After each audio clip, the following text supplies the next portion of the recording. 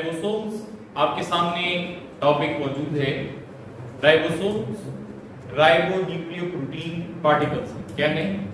Ribonucleoprotein particles हैं या वो ऑर्गेनेलीज हैं जिनके बाहर कोई मेम्ब्रेन नहीं होता। या राइबोसोम्स को हम क्या कहते हैं? तो ribosomes are called as universal organelles. Ribosomes को क्या कहते हैं? Universal organelle. ये वो ऑर्गेनेली है जो हर तरह के सेल के अंदर आपको मिलेगा। एवरी सेल जो है दैट मस्ट हैव राइबोसोम्स, क्योंकि सेल में सबसे ज्यादा जो कंटेंट मौजूद होता है या सबसे ज्यादा जो ऑर्गेनिक मॉलिक्यूल मौजूद होता है उसका नाम प्रोटीन है। और प्रोटीन की सिंथेसिस किसने करनी है? प्रोटीन की सिंथेसिस राइबोसोम्स ने करनी है। इसलिए हर सेल के अंदर राइबोसोम का होना लाजमी है, चाहे वो बैक्टीरिया है, चाहे वो आर्किया है, या आप कह रहे हैं प्रोकैरियोटिक सेल है या यूकैरियोटिक सेल है। हर सेल के अंदर आपको क्या मिलेगा? हर सेल में आपको राइबोसोम्स मिलेंगे। तो पहला पॉइंट ये कि दीस आर यूनिवर्सल ऑर्गेनेल्स। अच्छा, दूसरी चीज ये कि राइबोसोम्स जो है इसको हम कैसे डिफाइन करेंगे?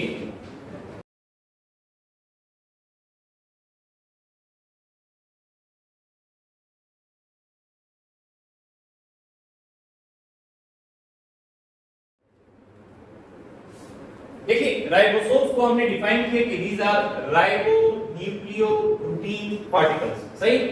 तो पहली चीज क्या है? ये इसके साथ हमने यहां पर लिखा हुआ है आरएनए। ये है राइबोन्यूक्लियो को जाहिर कर रहे हैं। किसको जाहिर कर रहे हैं? राइबोन्यूक्लियो को जाहिर कर रहे हैं। इसके अंदर जो क्या है? न्यूक्लिक एसिड है, वो राइबोन्यूक्लिक एसिड है, यानी वो एक ऐसे पेंटोज शुगर पर मुश्तमिल है जिसके अंदर क्या है? जिसके अंदर राइबोज शुगर है। क्या है? Ribose sugar C5H10O5 ribose sugar. ठीक है। अच्छा, अब ये कि राइबोन्यूक्लियो यानी राइबोन्यूक्लिक एसिड है, और दूसरी चीज इसमें क्या है? दूसरी चीज इसके अंदर प्रोटीन है जिनको हम क्या कहते हैं? Which are called as ribosomal proteins. So ये तो इसकी कंपोजिशन हो गई। और रिस्पांसिबल इसका रोल क्या है? तो इसका रोल हमने डिफाइन ये किया कि ribosomes are responsible for protein synthesis. इसका काम प्रोटीन सिंथेसिस है। अब ये कि ये इससे जो पिछला टॉपिक था किसका? एंडोमेम्ब्रेन सिस्टम का या गोल्गी बॉडीज और एंडोप्लाज्मिक रेटिकुलम का। उसमें खास तौर पे जो रफ एंडोप्लाज्मिक रेटिकुलम था तो उसमें हमने प्रोटीन सिंथेसिस पर डिस्कशन की कि प्रोटीन सिंथेसिस के दो स्टेप्स होते हैं। एक स्टेप इसका क्या है? एक स्टेप इसका ट्रांसक्रिप्शन है, और दूसरा स्टेप जो है इसका क्या है? ट्रांसलेशन। तो ये चीज आपके ज़हन में रहे कि राइबोसोम्स का रोल क्या है? राइबोसोम्स का रोल ट्रांसलेशन के अंदर है। राइबोसोम्स का रोल किस चीज के अंदर है? ट्रांसलेशन। और ट्रांसलेशन का मतलब क्या है? ट्रांसलेशन का मतलब ये है कि एक मैसेंजर आरएनए उसके साथ क्या अटैच हो जाएंगे? एक मैसेंजर आरएनए के साथ राइबोसोम्स अटैच हो जाएंगे। राइट? जब राइबोसोम इसके साथ अटैच हो जाएंगे तो इसके पास एक ट्रांसफर आरएनए आता रहेगा। क्या आता रहेगा इसके पास? एक ट्रांसफर आरएनए इसके पास आता रहेगा। और ट्रांसफर आरएनएज अपने साथ क्या लेकर आएंगे? ट्रांसफर आरएनएज अपने साथ अमीनो एसिड्स लेकर आएंगे। क्या लेकर आएंगे? Amino acids. तो ये अमीनो एसिड्स यहां पर आकर क्या होंगे? यहां पर आकर एक दूसरे के साथ जुड़ते रहते हैं, और जब ये अमीनो एसिड्स एक दूसरे के साथ जुड़ेंगे so what they will make, ये एक पॉलीपेप्टाइड चेन बनाएंगे। क्या बनाएंगे? Polypeptide chain. पॉलीपेप्टाइड चेन असल में क्या है? पॉलीपेप्टाइड चेन एक पॉलीमर है। किस चीज का पॉलीमर है? ये अमीनो एसिड्स का। किसका? अमीनो एसिड्स का या पेप्टाइड्स का पॉलीमर है। तो अमीनो एसिड या पेप्टाइड के पॉलीमर को हम प्रोटीन कहते हैं। क्या कहते हैं? प्रोटीन। सो ये क्या है? This is the role of ribosomes के ट्रांसलेशन में। ये क्या करेगा? ट्रांसलेशन में मैसेंजर आरएनए के साथ राइबोसोम्स अटैच हो जाएंगे, और ये जो राइबोसोम्स हैं ये क्या करते हैं? ये राइबोसोम्स आपके लिए प्रोटीन की सिंथेसिस कर रहे हैं। So mainly ribosome is involved in translation. Translation के अंदर ये इन्वॉल्व होता है। अच्छा, अब राइबोसोम्स की डिस्कवरी या इसके मुताबिक कुछ और फैक्ट्स। तो अब यहां पर देखें कि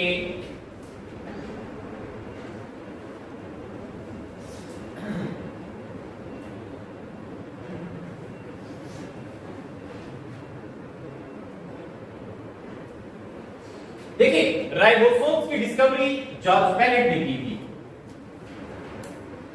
और जॉर्ज पैलेट ने एक्चुअल जो डेट है दैट इज 1953, सही। और आपके जो टेक्स्ट बुक है उसके अंदर क्या लिखा हुआ है, जो टेक्स्ट बुक है उसके अंदर 1955 लिखा हुआ है। राइबोसोम्स को अगर देखें तो इसका डायमीटर, राइबोसोम्स का अगर हम क्या ले लें, राइबोसोम का अगर डायमीटर हम ले लें तो वो कितना है, ये आप कहें कि 20 से लेकर 25 नैनोमीटर तक होता है। इसमें यूकेरियोट्स के अंदर, इसमें होगा यूकेरियोट्स के अंदर होगा। और 20 नैनोमीटर कितना, 20 नैनोमीटर या इससे कम, 20 नैनोमीटर या इससे कम होगा किसके अंदर, प्रोकैरियोट्स के अंदर। किसके अंदर होगा, प्रोकैरियोट्स में होगा। अब ये बात आपके ज़हन में रहे कि मीटर, सेंटीमीटर, मिलीमीटर, समझ आ गई, माइक्रोमीटर्स, ये सब चीजें जैसे किलोमीटर्स हैं, ये सब चीजें यूनिट हैं किसके, साइज के। तो ये तो इसका आप कह रहे हैं कि ये इसका साइज या कुछ क्या बता रहा है, डायमेंशंस बता रहा है। क्या बता रहा है, साइज या डायमेंशंस हमें ये वैल्यूज बता रही है। इसके अलावा जब राइबोसोम की हम बात करते हैं तो एक राइबोसोम 2 सब यूनिट से बना होता है। एक राइबोसोम किससे बना होता है, 2 सब यूनिट से बना होता है। तो एक सब यूनिट जैसे मिसाल के तौर पे अगर हम ले लें कि ये क्या है, ये हम कहते हैं कि यूकेरियोटिक राइबोसोम है। क्या है, यूकेरियोटिक राइबोसोम। सो यूकेरियोटिक राइबोसोम में एक लार्जर सब यूनिट होता है। क्या होता है, लार्जर सब यूनिट। तो उसको हम कहते हैं कि ये 60s है। और दूसरा होता है स्मॉलर सब यूनिट जिसको हम क्या कहते हैं, 40s है। अब ये क्या है, ये S जो है ये सेडिमेंटेशन कोएफिशिएंट है। S क्या है, S जो है this is sedimentation coefficient value. ये क्या चीज है, सेडिमेंटेशन कोएफिशिएंट वैल्यू है। और ये जो सेडिमेंटेशन कोएफिशिएंट वैल्यू है तो इसको नापते हैं किस तरह, इसको नापते हैं एस एस स्वेडबर्ग यूनिट।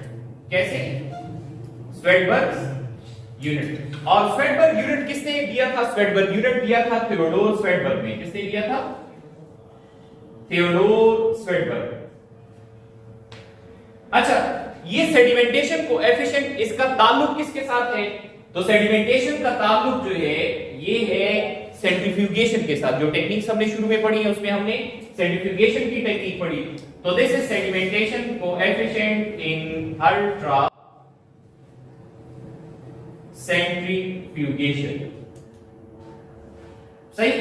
अच्छा, तो ये दो चीजें ज़हन में रहे और इसके दरमियान जो फर्क है वो आपने समझना है। देखिए, एक है साइज और उसके साथ डायमेंशंस, और एक है एस वैल्यू। एस वैल्यू क्या है, स्वेडबर्ग यूनिट। सो ये जो एस वैल्यू है इसके बारे में एक बात ध्यान में रहे कि this is not an additive value. ये आपस में ऐड नहीं होती। This is not an additive value, ये कोई एडिटिव वैल्यू नहीं है। दूसरी चीज क्या है, दूसरी चीज ये है कि ये जो एस वैल्यू है ये पूरे राइबोसोम और राइबोसोमल सब यूनिट्स के लिए अलग अलग होगी। This is different for whole ribosome and its subunits। तो जो S वैल्यू है वो दोनों की क्या है, एक दूसरे से मुख्तलिफ होगी, डिफरेंट होगी। फिर ये कि जैसे आप फिजिक्स के अंदर मुख्तलिफ तरह के क्या पढ़ते हैं, फिजिक्स के अंदर मुख्तलिफ तरह के यूनिट्स पढ़ते हैं। जैसे आप कहते हैं कि फोर्स के लिए आप न्यूटन का यूनिट पढ़ते हैं, समझ आ गई। एनर्जी के लिए आप जाउल का यूनिट वो पढ़ते हैं। इसी तरीके से जो करंट वगैरह है उसके अंदर वॉट और वोल्ट्स आप पढ़ते हैं, समझ आ गई। तो अगर आप मीटर या सेंटीमीटर को न्यूटन नहीं कह सकते या न्यूटन को सेंटीमीटर और मीटर नहीं कह सकते, इसी तरह आप एस जो है ना, एस, इसको आप साइज नहीं कह सकते। वो मैंने ऊपर आपको बता दिया कि साइज का यूनिट क्या होगा, nanometre, micrometre, millimetre, centimetre, metre, ठीक है, या किलोमीटर, इस तरह से होता है। ये अलग से यूनिट है तो इसको इसके साथ मिक्स नहीं करना। फिर ये कि इस यूनिट की जो कैलकुलेशन की जाती है उसका एक प्रॉपर फार्मूला है। जो इसका एक प्रॉपर फार्मूला है वो क्या है, तो वो ये है कि m1 - v ρ ओवर एफ, ठीक है। तो अब ये कि रो ये डेंसिटी ऑफ द सॉल्यूशन जाहिर करता है, समझ आ गई? v पार्शियल स्पेसिफिक वॉल्यूम है, m मॉलिक्यूलर मास है, और ये vf जो है ये फ्रीक्वेंसी जो है उसको जाहिर करता है। तो ये मुख्तलिफ चीजें क्या है, ये मुख्तलिफ चीजें इकट्ठी होकर आपको ये s वैल्यू जो है वो देती है। ये मुख्तलिफ चीजें इकट्ठी होकर आपको क्या देती है, ये s वैल्यू देती है। और इस s वैल्यू के आने के बाद आप क्या करते हैं, इस s वैल्यू के आने के बाद आप कहते हैं कि मिसाल के तौर पे राइबोसोम की s वैल्यू इतनी है या इस कदर हो सकती है। अब इसी पॉइंट को अगर आप आगे लेकर चले ना, तो जैसे मिसाल के तौर पे हम ये कहते हैं कि न्यूक्लियस है, तो न्यूक्लियस बहुत बड़ा है, तो न्यूक्लियस का जो डायमीटर है, न्यूक्लियस का जो क्या है डायमीटर, वो नैनोमीटर में नहीं है बल्कि वो माइक्रोमीटर में है। कितने 10 से 15 माइक्रोमीटर तक हो सकता है, समझ आ गई? लेकिन न्यूक्लियस की यही जो s वैल्यू है वो 1000 से भी ऊपर है। न्यूक्लियस की ये जो s वैल्यू है वो क्या है, 1000 से भी ऊपर है। इसी तरीके से अगर माइटोकॉन्ड्रिया और प्लास्टिड्स की बात करें तो वो 1000 से कुछ कम है, 400-500 की रेंज के करीब है। और अगर राइबोसोम की बात करें तो राइबोसोम की s वैल्यू यानी इस पूरे राइबोसोम की जो s वैल्यू आपके पास आ जाएगी यूकेरियोटिक राइबोसोम की, तो वो कितनी होगी, दैट विल बी 80s। कितनी होगी, 80s जो है इसकी वैल्यू होगी। तो ये कुछ फैक्ट्स जो हैं वो आप समझ लें किस चीज के मुताबिक, जो राइबोसोम है उसके मुताबिक। अब हम एक चार्ट जो है उसके जरिए से समझते हैं कि जो राइबोसोम्स हैं तो इसको हमने जो यूनिवर्सल ऑर्गेनेली कहा है, क्या कहा है, यूनिवर्सल ऑर्गेनेली कहा है। तो इसके यूनिवर्सल ऑर्गेनेली होने के पीछे जो फिगर्स हैं उसको ज़हन में रखते हैं, और ये के डिटेल्स, मसलन हमने कहा कि ये किस पे है, प्रोकैरियोट के अंदर भी है, और ये किसके अंदर है, यूकेरियोट के अंदर भी मौजूद है।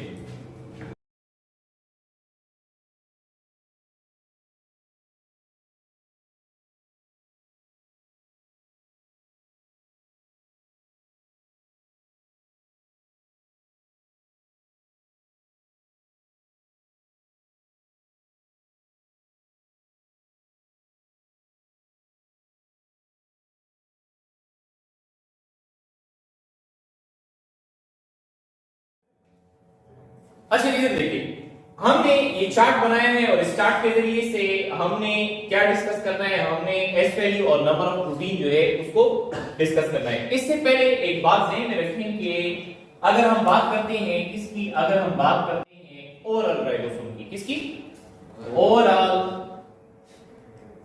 स्ट्रक्चर की, सो इसके ओवरऑल स्ट्रक्चर में क्या है, इसके ओवरऑल स्ट्रक्चर में equal amount of rRNA and proteins होंगे, या जस्ट RNA कह रहे हैं, सही, equal amount of RNA and proteins, यानी RNA और प्रोटीन्स की जो मिकदार है वो बराबर है। लेकिन ये ओवरऑल स्ट्रक्चर की बात हो रही है, किसकी बात हो रही है, ओवरऑल स्ट्रक्चर की बात हो रही है। अगर हम आ जाए स्पेसिफिकली तो नंबर ऑफ प्रोटीन, तो देखिए नंबर ऑफ प्रोटीन किसके अंदर, नंबर ऑफ प्रोटीन जो है इस यूकेरियोटिक राइबोसोम के अंदर, किसके अंदर, यूकेरियोटिक राइबोसोम जो है इसके अंदर नंबर ऑफ प्रोटीन्स कितने हैं, तो इसके अंदर टोटल 82 प्रोटीन्स होते हैं। कितने प्रोटीन होते हैं, 82 जो है वो प्रोटीन्स होते हैं, समझ आ गई? और इसके अंदर कितने हैं, तो इसके अंदर टोटल प्रोटीन्स की मिकदार 75 है। कितनी है, 75। ये नंबर ऑफ प्रोटीन्स हैं।